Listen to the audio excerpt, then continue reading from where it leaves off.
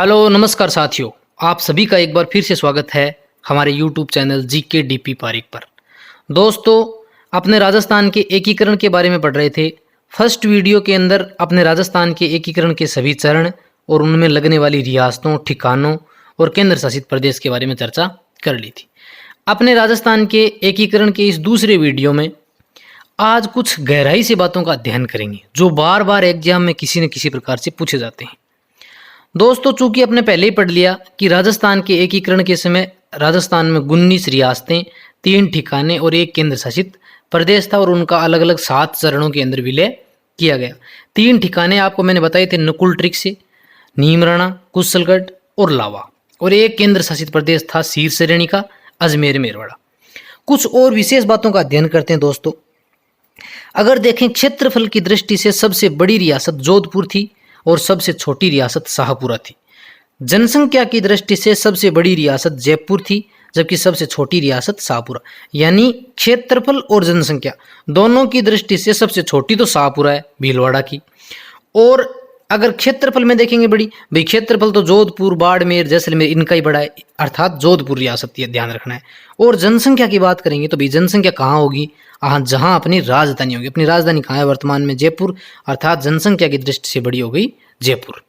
एक बार आप इनको राजस्थान के मानचित्र पे सेट करना सीख लीजिए। अगर राजस्थान के मानचित्र पे इनको अपने बना लिया तो ये अपने याद हमेशा रहेंगी। अगर अपने बात करें कि एकीकरण में विलय सर्वप्रथम किस रियासत का हुआ, तो अलवर रियासत का हुआ था। प्रथम चरण मत्स्य संघ था, ABCD, अलवर, भरतपुर, करौली, धौलपुर, तो अलवर रियासत का प्रथम विलय। और अंतिम रूप से हुआ था 6ठे 7वें चरण के रूप में सिरोही का, अपने को याद है, तो अंतिम चरण में विलय हो गया सिरोही रियासत का। क्षेत्रफल और जनसंख्या दोनों की दृष्टि से सबसे छोटी रियासत हो गई शाहपुरा। और अगर क्षेत्रफल की दृष्टि से बड़ी रियासत की बात करेंगे तो जोधपुर हो गई। और अगर जनसंख्या की दृष्टि से बड़ी रियासत की बात करेंगे तो वो हो गई जयपुर। शाहपुरा मैंने भीलवाड़ा दर्शाया है, यहाँ पे आप ध्यान रखें, भीलवाड़ा में पड़ता है शाहपुरा। सबसे प्राचीन रियासत पिछले वीडियो में चर्चा कर चुके हैं, मेवाड़ उदयपुर थी। और सबसे नवीन होगी झालावाड़। ये गुहिल वंशीय थे जो कि सबसे पुराने थे मेवाड़ के, अपने जानते हैं। तो प्राचीन तो हो गई मेवाड़ और नवीन हो गई झालावाड़। साथियों, एकीकरण पूर्ण होने के बाद राजस्थान में किस रियासत को कौन सा विभाग दिया गया? अगर इसकी चर्चा करें तो श्री P सत्यनारायण राव समिति की सिफारिश पर भौगोलिक और पेयजल दोनों ही सुविधाओं की दृष्टि से जयपुर को बनाया गया राजस्थान की राजधानी, जो वर्तमान में है। उच्च न्यायालय यानी न्याय विभाग अर्थात हाईकोर्ट की स्थापना जोधपुर में की गई। कृषि विभाग भरतपुर में, एग्रीकल्चर डिपार्टमेंट जो है वो भरतपुर में स्थापित किया गया। खनिज विभाग उदयपुर में, शिक्षा विभाग एजुकेशन डिपार्टमेंट बीकानेर में स्थापित किया गया। और वन विभाग जो है वो कोटा को दिया गया। साथियों, थोड़ा सा अगर ध्यान देंगे तो अगर कोई भी समिति बनाई जाती थी, कोई भी कमेटी गठित की जाती थी, तो उसका जो अध्यक्ष होता था उसी के नाम पे उस कमेटी का नाम हो जाता। जैसे यहाँ ये विभाग स्थापित करने के लिए एक कमेटी बनाई गई और उसका अध्यक्ष बनाया गया श्री P सत्यनारायण राव साहब को, तो फिर उन्हीं के नाम पे ये कमेटी हो गई श्री P सत्यनारायण राव समिति या कमेटी। अपने एकीकरण से संबंधित 4 कमेटियां हैं। नंबर 1 तो ये हो गई, एक अपने पहले वीडियो में पढ़ ली कि शंकर देवराय समिति, जिसकी सिफारिश के आधार पर मत्स्य संघ को राजस्थान में विलय किया गया था। 2 और आएंगी, एक आएगी फैजल अली समिति और एक आएगी MS जैन कमेटी। चर्चा उनकी बाद में करेंगे, थोड़ा सा बता देता हूं। जैसे फैजल अली समिति जो है उसकी सिफारिश पर सिरोही का आबू देलवाड़ा भाग और अजमेर का जो अजमेर मेरवाड़ा शीर्षरेणी का था, उन दोनों को फैजल अली समिति की सिफारिश पर राजस्थान में विलय किया गया था। और एक और बच गई MS Jain committee. MS Jain committee ने क्या किया था कि भरतपुर और धौलपुर रियासतों की जो जनता थी उसकी राय जानने के लिए कि भाई वो कौन से पाकिस्तान में मिलना चाहेंगे स्वतंत्रता के बाद या फिर राजस्थान में मिलना चाहेंगे, भारत में मिलना चाहेंगे, तो वो एक कमेटी बनाई गई थी MS जैन कमेटी और उसने वहाँ की जनता का विचार जाना था। इसकी चर्चा अपने आगे कर लेंगे। तो ये 4 जो कमेटियां हैं वो एकीकरण से संबंधित हैं। इसके अलावा एक कमेटी ये भी है, मान लो कि भाई एकीकरण जो है उसकी एकीकरण करने के लिए उसके अध्यक्ष कौन थे, तो इसकी एक कमेटी बनी थी। उसके और अध्यक्ष जो थे वो लोह पुरुष सरदार वल्लभ भाई पटेल, और उन्हीं का योगदान रहा था सबसे ज्यादा। एकीकरण में सबसे प्राचीन रियासत मेवाड़ उदयपुर हो गई, सबसे नवीन रियासत झालावाड़ हो गई। एकीकरण की प्रक्रिया में शामिल होने वाली प्रथम रियासत अलवर हो गई, यानी प्रथम चरण में अपने ABCD को विलय किया था। और अंतिम रियासत के रूप में छठे और सातवें चरण में सिरोही का 2 बार विलय हुआ था। एकमात्र ऐसी रियासत सिरोही थी जिसका विलय 2 बार हुआ था, छठे और सातवें चरण में। ये अपने प्रथम वीडियो के अंदर पढ़ चुके हैं। अगर एकीकरण पे बात करें दोस्तों, तो सर्वप्रथम हस्ताक्षर बीकानेर के शार्दुल सिंह ने किए थे।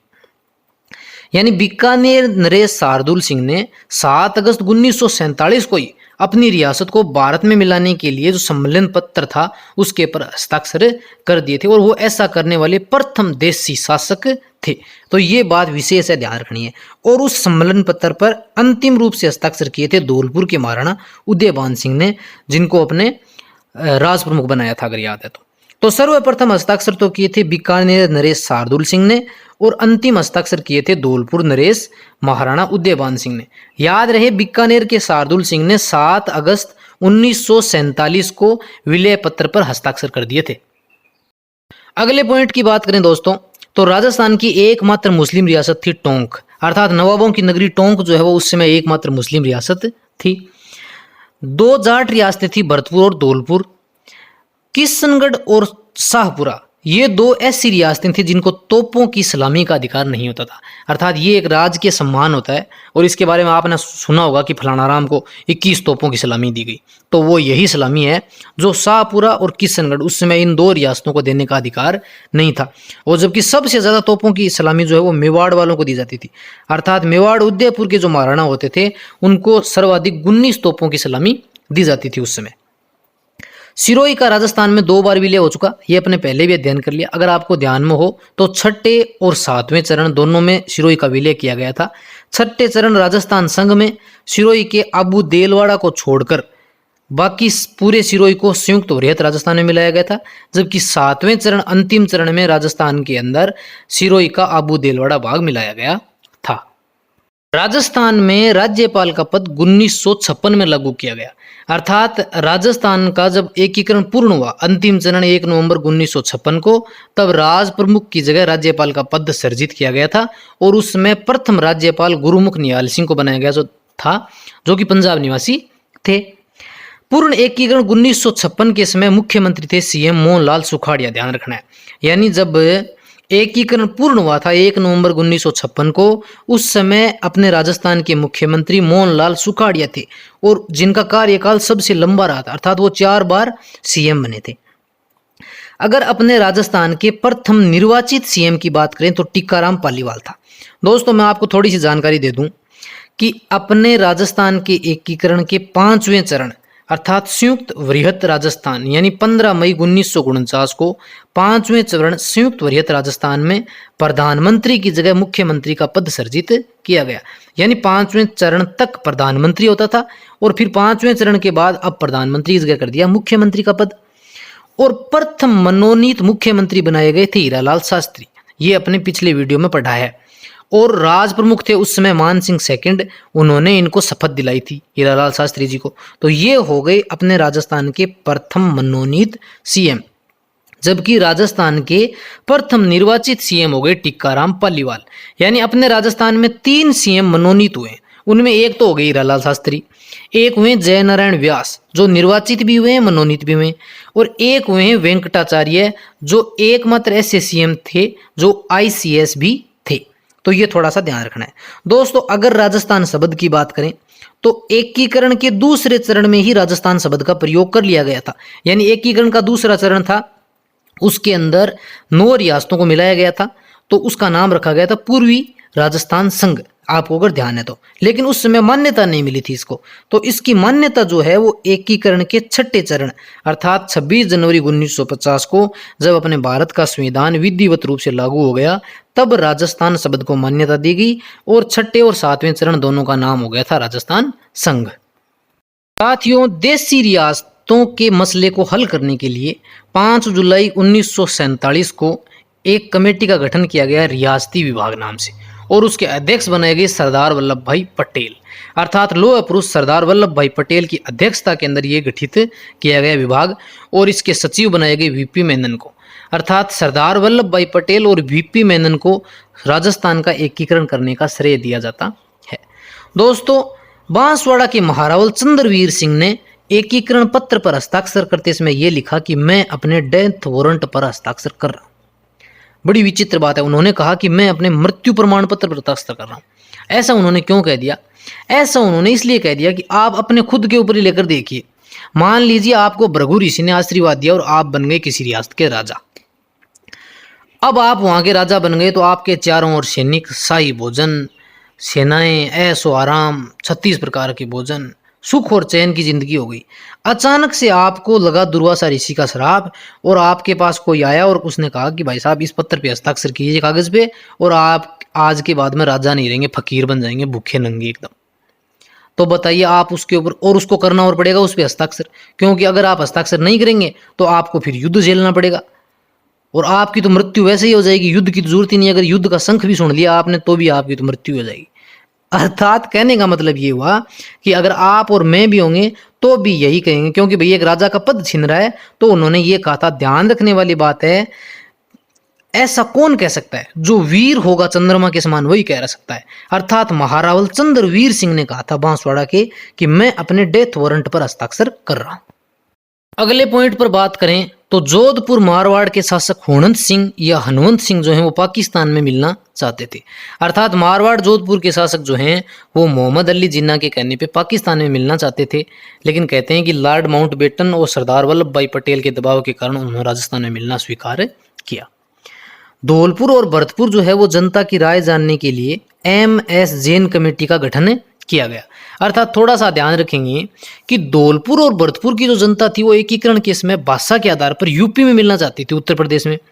लेकिन भारत सरकार के जो सचिव थे VP मेनन, उन्होंने जनता का विचार जानने के लिए एक कमेटी का गठन किया जिसका नाम रखा गया MS जैन कमेटी। और कहते हैं कि इसी कमेटी ने धौलपुर और भरतपुर की जनता को राजस्थान में सम्मिलित किया। दोस्तों कहते हैं कि एकीकरण के समय सर्वाधिक धरोहर राशि जो है वो बीकानेर रियासत द्वारा प्रदान की गई, लगभग 4 करोड़ 87 लाख। अर्थात कहते हैं कि बीकानेर के शासक शार्दुल सिंह ने 4 करोड़ 87 लाख रुपए वृहत राजस्थान संघ को जमा करवाए थे। दोस्तों एकीकरण के प्रथम वीडियो में कुछ साथियों ने कमेंट किया था कि भाई 19 रियासतों और ठिकानों के शासकों के नाम बताए जाएं, तो उनके अपने नामों की, उनके शासकों की चर्चा कर लेते हैं और अपने उनके बारे में कुछ महत्वपूर्ण जानकारियां भी प्राप्त हो जाएंगी। दोस्तों एकीकरण के प्रथम चरण की बात करें तो एकीकरण के प्रथम चरण मत्स्य संघ में 4 रियासतें शामिल की गई थी, ABCD, अलवर, भरतपुर, करौली और धौलपुर। अलवर के शासक थे महाराजा तेज सिंह, भरतपुर के महाराजा ब्रजेंद्र सिंह, करौली के महाराजा गणेश पाल देव और धौलपुर के थे महाराजा उदयभान सिंह। इनको महाराजा उदयभान सिंह को राज प्रमुख बनाया गया था। मैंने आपको बताया था इसकी राजधानी अलवर बनी थी। अलवर के महाराजा तेज सिंह को राज प्रमुख नहीं बनाया गया था क्योंकि वो गांधी जी की हत्या के केस में अंदर चल रहे थे। एकीकरण के प्रथम चरण के 7 दिन बाद 9 रियासतों को शामिल किया गया, जिसमें डूंगरपुर के महारावल लक्ष्मण सिंह, बांसवाड़ा के महारावल चंद्रवीर सिंह, बूंदी के महाराव थे बहादुर सिंह और किशनगढ़ के महाराजा थे सुमेर सिंह। दोस्तों थोड़ा सा ध्यान रहे कि एकीकरण के प्रथम चरण का नाम मत्स्य संघ जो है वो KM मुंशी के कहने पर रखा गया था और इसकी बैठक जो है वो लोहागढ़ भरतपुर में हुई थी। और इस मत्स्य संघ नाम का विरोध जो है उस समय भरतपुर का एक राजकुमार था मान सिंह देशराज, उन्होंने मत्स्य संघ नाम का विरोध किया था। थोड़ा सा ध्यान रहे। इसके बाद में झालावाड़ रियासत की बात करें तो झालावाड़ रियासत के महाराजा हरिश्चंद्र बहादुर, कोटा के महाराजा थे महाराजा भीम सिंह, प्रतापगढ़ के महाराव अंबिका प्रताप सिंह, शाहपुरा के राजा सुदर्शन देव और टोंक के थे नवाब अजीज उद्दौला। आपको पता होगा कि बांसवाड़ा के महारावल चंद्रवीर सिंह ने कहा था कि मैं अपने डेथ वारंट पर हस्ताक्षर कर रहा हूं और कोटा के महाराज भीम सिंह जो थे उनको राज प्रमुख बनाया गया था दूसरे चरण के अंतर्गत। अगर तीसरे चरण की बात करेंगे तो तीसरे चरण में उदयपुर को सम्मिलित किया गया था और यहाँ के महाराणा थे भूपाल सिंह और इस चरण के उनको राज प्रमुख बनाया गया था। दोस्तों चौथे चरण के अंदर 4 बड़ी रियासतों को शामिल किया गया था। हमने पढ़ा था कि JJJB 4 बड़ी रियासतों को शामिल किया गया था और इसी के साथ ही राजस्थान का विलय भी लगभग पूर्ण हो गया था। उसमें जैसलमेर के महाराजा थे रघुनाथ सिंह बहादुर, जोधपुर के महाराजा हैं हनुमंत सिंह या हणवंत सिंह, जिन्होंने जो कि पाकिस्तान में मिलना चाहते थे। और कहते हैं कि ये जो जोधपुर के हनुमंत सिंह जो हैं वो जैसलमेर रियासत के महाराजा को भी साथ ले रहे थे। अर्थात उस समय जोधपुर और जैसलमेर दो ऐसी रियासतें थी जो पाकिस्तान में मिलना चाहती थी, लेकिन लॉर्ड माउंटबेटन और सरदार वल्लभ भाई पटेल के प्रयास के कारण उनको राजस्थान में मिलना स्वीकार किया। जयपुर रियासत के उसमें महाराजा थे महाराजा मान सिंह द्वितीय, बीकानेर के महाराजा थे शार्दुल सिंह। दोस्तों ध्यान रहे, बीकानेर के महाराजा शार्दुल सिंह ने सबसे अधिक दान यानी दरोर राशि जो है वो वरीयत राजस्थान संघ में जमा करवाई थी, 4,87,00,000 लगभग।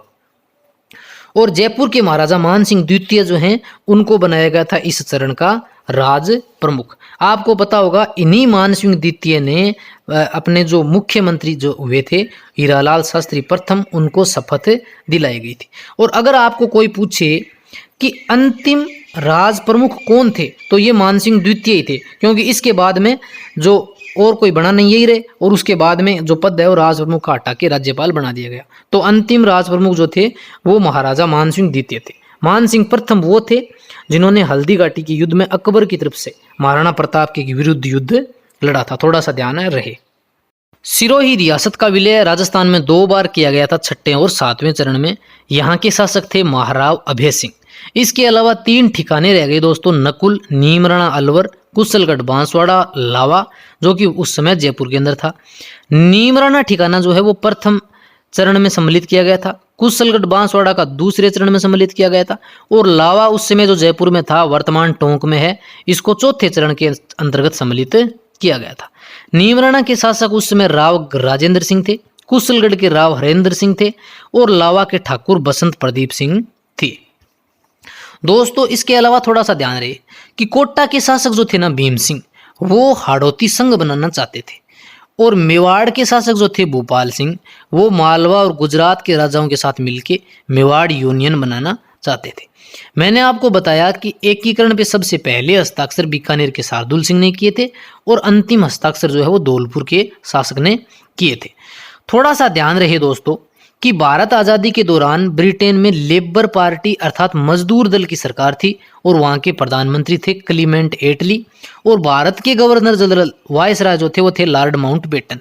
प्रथम वीडियो में अपने चर्चा की थी मैंने कि ए से एटली और बी से लॉर्ड माउंटबेटन, बी से बेटन। तो थोड़ा सा इन चीज़ों का ध्यान रहे। और इस वीडियो में अपने सभी शासकों की भी चर्चा कर ली, और भी जो भी महत्वपूर्ण बातें थी उनकी चर्चा कर ली। दोस्तों एक बात और ध्यान रहे कि केंद्र शासित प्रदेश सी श्रेणी का जो था वो संख्या के आधार पर तो 1 था, परंतु स्थान के आधार पर 2 था। यानी अजमेर मेरवाड़ा में थोड़ा था, और थोड़ा उसका कार्यालय जो है वो माउंट आबू सिरोही के अंदर भी था, यानी उसके स्थान 2 थे, जबकि संख्या की दृष्टि से वो 1 था। और ये भी ध्यान रखना है कि राजधानी हाईकोर्ट, खनिज विभाग, कृषि विभाग, शिक्षा विभाग और वन विभाग जो है वो किन किन को दिए गए, और श्री पी सत्यनारायण राव समिति की सिफारिश के आधार पर ये विभाग जो है वो आवंटित किए गए। दोस्तों अपने राजस्थान के एकीकरण के 2 वीडियो बना लिए हैं, इनके अंदर अपने एकीकरण से संबंधित सारी डिटेल का गहराई से अध्ययन कर लिया है। मुझे नहीं लगता है कि इससे बाहर कुछ भी जा सकता है या इससे बाहर कुछ भी रह गया है। साथियों अपने एकीकरण से संबंधित एक वीडियो और बनाएंगे, जिसमें आज तक आए हुए सभी एग्जाम में महत्वपूर्ण प्रश्नों के बारे में अपने चर्चा करेंगे।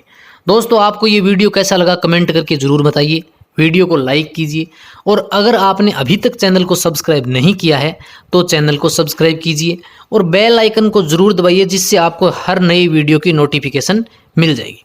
धन्यवाद दोस्तों, आप सभी का दिन मंगलमय हो। जय हिंद, जय भारत।